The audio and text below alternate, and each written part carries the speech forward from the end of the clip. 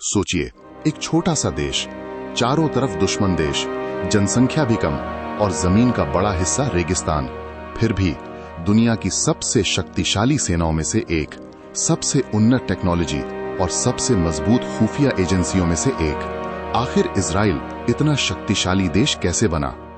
साल 1948 जब इजराइल देश बना, उसी दिन उसके पड़ोसी कई देशों ने उस पर हमला कर दिया।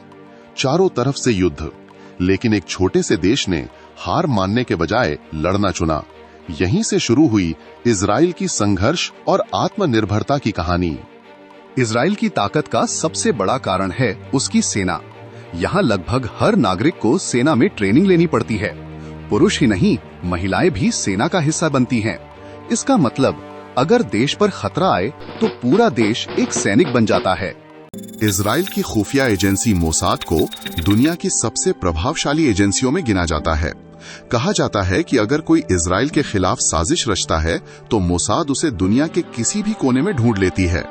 यही वजह है कि इजराइल के दुश्मन भी उसकी इंटेलिजेंस से डरते हैं। इजराइल को अक्सर स्टार्टअप नेशन कहा जाता है। यहाँ cyber technology, artificial intelligence, drone technology और रक्षा सिस्टम में दुनिया की सबसे तेज प्रगति हुई है। इजराइल का आयरन डोम डिफेंस सिस्टम दुश्मन की मिसाइलों को हवा में ही नष्ट कर देता है। इजराइल की असली ताकत सिर्फ हथियार नहीं, बल्कि उसके लोगों का दिमाग और शिक्षा है। ये देश रिसर्च, साइंस और इनोवेशन पर बहुत ज्यादा निवेश करता है। इसी वजह से छोटी जनसंख्या होने के बावजूद ये दुनिया के सबसे इनोवेटिव देशों में शामिल है।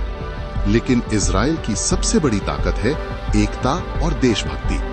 जब देश पर खतरा आता है तो वहाँ राजनीति, धर्म और मतभेद सब पीछे रह जाते हैं।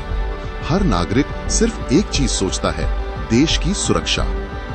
एक छोटा सा देश, लेकिन मजबूत सेना, तेज दिमाग और अटूट देशभक्ति।